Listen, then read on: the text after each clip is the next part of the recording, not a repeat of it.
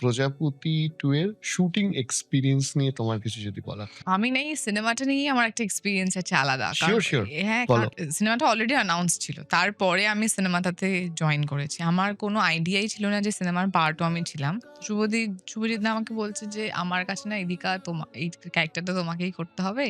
আমি তোমাকেই দেখতে পাচ্ছি। আ আর আমার কাছে দুটোই একমাত্র অপশন আছে। তার বাইরে আমার কাছে আর কোনো অপশন নেই।" তো আমি বলছি, "দাদা তোমার কাছে দুটো অপশন আছে যখন তো তুমি এবার আমার তখন একটু দুটো হুম। অপশন আমাকে ওরকম করে বলে দিল। এইমাত্র বলছিল আমাকে নিয়ে ভেবেছে। তো আমি বললাম, "ও আচ্ছা, আচ্ছা। তুমি যদি কিছু মাইন্ড না করো আমি তোমাকে অপশনটা জিজ্ঞেস করবো আরেকটা?"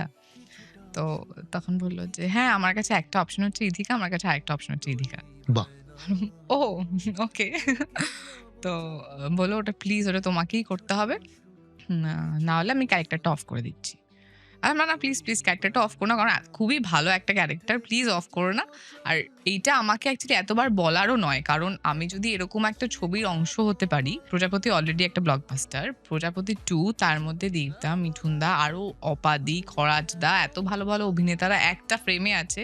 তোমার কেন মনে হলো আমি এটাতে না বলব? হুম। তোমার তো এটা হ্যাঁ বলাই উচিত। তো এত কিছু ভাবার কোনো দরকার নেই। আমি এই ছবিটাতে আছি।